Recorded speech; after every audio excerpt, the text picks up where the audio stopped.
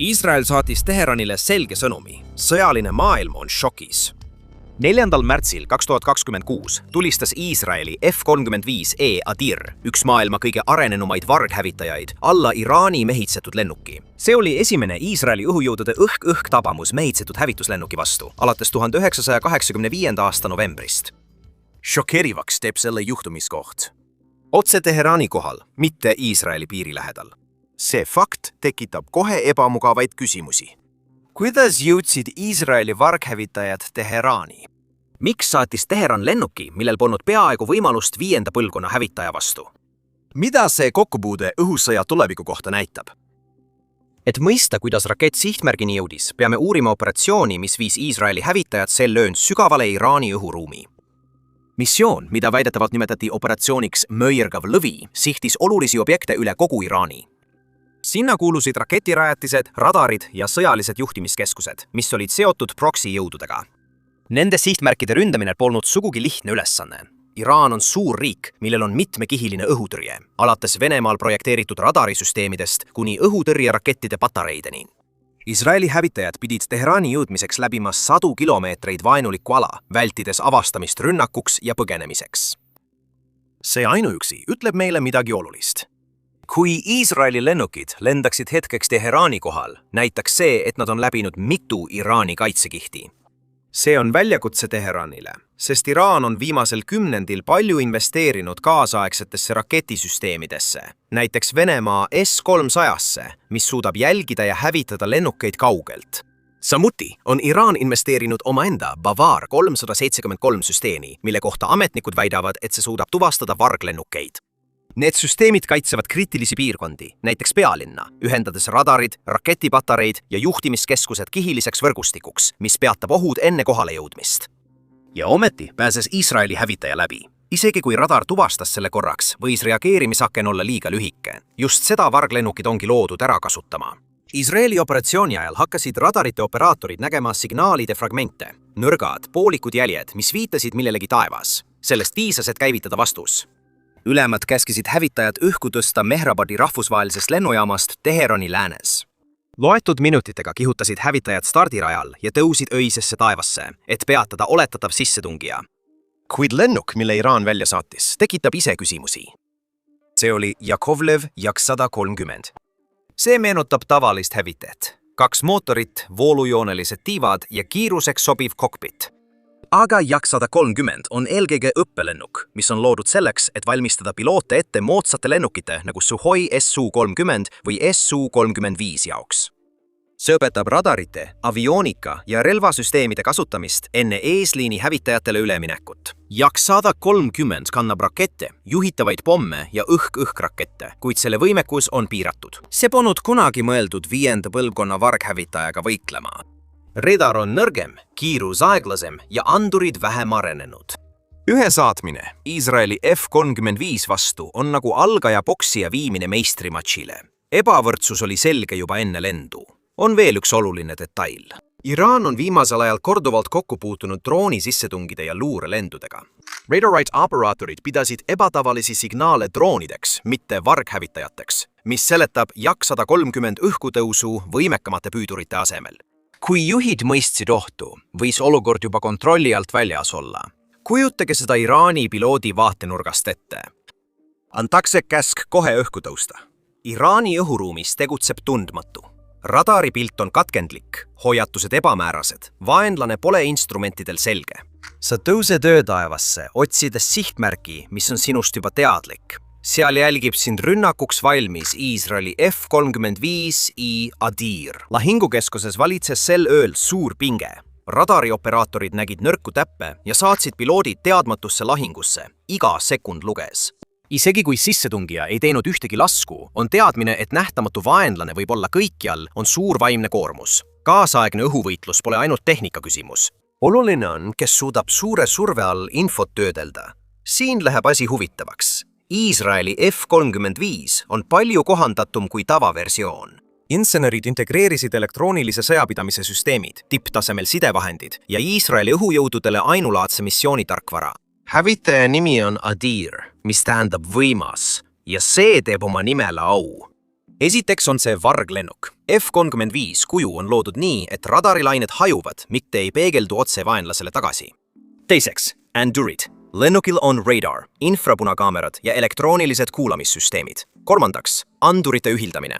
Ja kuigi see kõik on huvitav, ei seisne Adiri eelis ainult selle vargsuses või andurites. Iisraelil on pikk ajalugu lääne lennukite kohandamisel omaenda tehnoloogiaga. Rakettide sihtimine, krüpteeritud side ja tarkvarauuendused annavad F-35-le ainulaadse eelise. Kaasaegses õhuvõitluses võivad need täiustused olla otsustava tähtsusega ellujäämise ja hävingu vahel.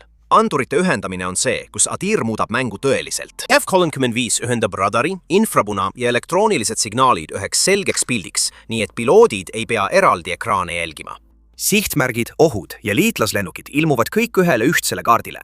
Vanemates hävitajates raiskasid piloodid sageli väärtuslikke sekundeid, püüdes lahti mõtestada segast ja killustatud infot. F-35 teeb selle töö automaatselt, jättes piloodile võimaluse keskenduda võitluse võitmisele. Teherani kohal tuvastasid F-35 andurid tõusva Jak 130. Iraani hävitaja otsis meeleheitlikud vastast, kuid varghävitaja teadis täpselt tema asukohta. Iisraeli piloodi jaoks oli olukord rahulik. Radar lukustab sihtmärgi. Arvuti arvutab kauguse, kiiruse ja trajektoori. Laskelahendus kuvatakse piloodi kiivrile. Kokkupõrge muutub mehaaniliseks. Piloot sihib, kinnitab sihtmärgi ja tulistab. F-35 lastakse tõenäoliselt välja AIM-120 AMRAAM, mis on olnud lääne õhk-õhklahingute peamine rakett aastakümneid. Viimane variant tabab sihtmärke üle 100 kilomeetri kauguselt, juhindudes radarist ja stardilennuki uuendustest. Tänapäeva õhuvõitluses ei näe piloodid tihti hävitatavaid lennukeid. Lähivõitlused, kus hävitajad lähidistantsil tiirutavad, muutuvad haruldasemaks. Tänapäeva lahingud toimuvad distantsilt ja lahenevad sekunditega väljaspool nägemisulatust. Rakett sööstis täpsete radariandmete toel sihtmärgi poole. Jak 130 mõistis toimuvat liiga hilja. Lennuk lagunes ja kukkus, kuid piloodid jõudsid katapulteeruda. Iisraeli kokpitis kinnitati sihtmärgi kadumist sekunditega. Lahing lõppes. See lühike kokkupõrge oli ajalooline. Esmakordselt hävitas F-35 lahingus mehitatud lennuki. F-35 programmi on aastaid tugevalt kritiseeritud. Hävitajast kujunes ajaloo kalleim projekt, mida saatsid viivitused ja kasvavad kulud. Kriitikud kahtlesid selle keerukuses ja õhk-õhk lahinguvõimes. Vaidlused on kestnud üle 10 aasta.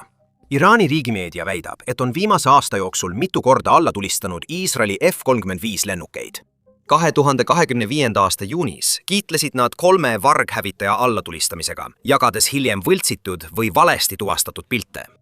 Teised raportid ebaõnnestusid, sest tabamused osutusid ebausaldusväärseteks või ekslikeks. Varem olid need propagandavõidud vaid paberil, kinnitamata. Nüüd Iisrael ei piirdunud väitega. F-35 Esmes Adir sooritas selle otse Teheranis. Pole hooplemist, vaid rusud. Seekordne tõend muudab arusaama nähtamatu taeva kuuluvusest. Varjetus ja andurid muutsid eilse hooplemise tänaseks karmiks reaalsuseks, näidates, et tajude lahinguväli on asendunud faktide lahinguväljaga. Ajalugu on viis, kuidas lahingus vaidlusi lahendatakse. F-15 Eagle sai legendaarseks päris lahingutes, kus Iisraeli ja Ameerika piloodid tõestasid selle väärtust aastakümneid. F-16 saavutas lugupidamise paljudes konfliktides. Suurepärane hävituslennuk tõestab end otsustavas lahingus. F-35 jaoks võib kokkupõrge Teherani kohal olla just see hetk. See löök kõigustab kõike, milleks see lennuk loodi. See võib tunduda vaid hetkena taevas, kuid see on tähtis ka teistele peale pilootide. Valitsused üle maailma jälgivad seda. Üle 15 riigi kasutab või plaanib F-35 hankida. Iga selle hävitaja kokkupõrge on õppetund kõigile pilootidele. Iga F-35 piloot kuulub ülemaailmsesse õppimisvõrgustikku. Selle kokkupõrke andmed, sensorite töö, rakettide täpsus ja reageerimisajad jagatakse partnerriikidega. See tähendab, et piloodid Jaapanis, Norras, Itaalias ja mujal saavad peagi täpselt teada, kuidas F-35 päris lahingus käitub. Iisraeli rakett õpetab kümnetele õhuvägedele üle maailma, muutes ühe lahingu üleilmseks juhtumiuuringuks. See läbimurre on tähtis ka väljaspool Iisraeli. See on iga riigi jaoks tähtis verstapost. See õhuvõit saadab tugeva sõnumiga Teheranist kaugemale. Naaberriigid arvutavad ümber, mida tähendab õhuruumi kaitsmine varglennukite vastu. Riigid, kes investeerivad vanematesse hävitajatesse või traditsioonilistesse radarite süsteemidesse, võivad nüüd avastada, et nad on ühe sammu võrra maas. See kokkupõrge ei ole lihtsalt hetk taevas. See on hoiatus, mis on jäädvustatud piirkondlikesse sõjalistesse plaanidesse. õppetund on sügavam. Asi pole vaid ühe lennuki võimekuse tõestamises. Teherani kokkupõrge näitab õhusõja muutumist. See polnud dramaatiline lähivõitlus keerutavate hävitajate ja pilvede vaheliste visuaalsete jälitustega. Lahingu otsustasid sensorid, andmed ja kaugmaaraketid. Kaasaegne õhuvõitlus on üha enam seotud informatsiooni, kiiruse ja varjatusega. Ja kuigi tegemist oli mehitatud lennukiga, ulatuvad selle mõjud ka mehitamata operatsioonidesse.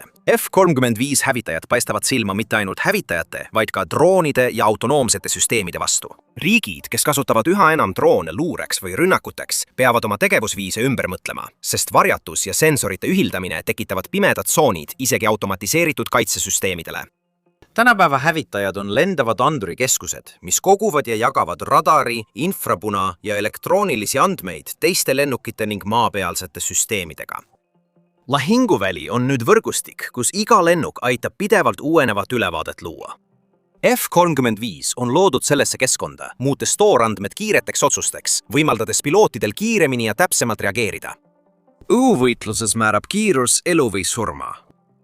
AIM-120 Amram-raketid lendavad mitmekordse helikiirusega.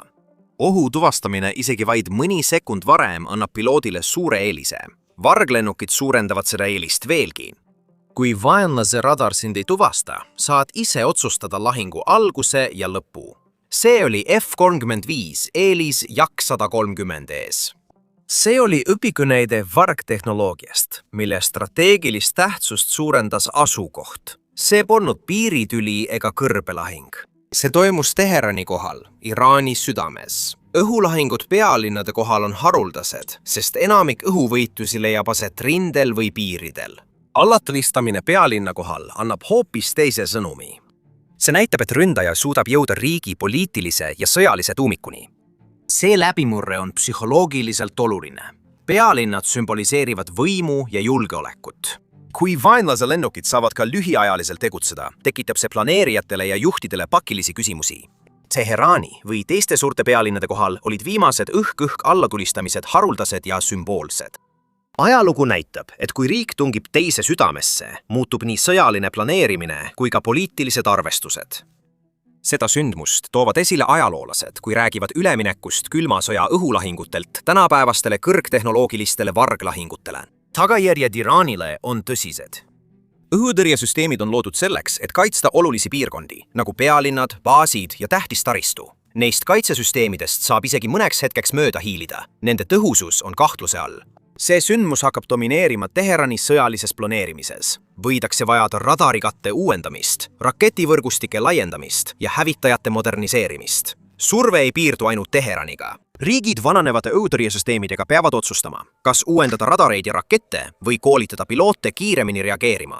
See kokkupõrge näitab, et miljardite kulutamine traditsioonilistele õhutõrjevõrkudele ei ole piisav varghävitajate vastu. Tänased investeeringud otsustavad, kas riigid suudavad oma õhuruumi kaitsta või peavad pealt vaatama.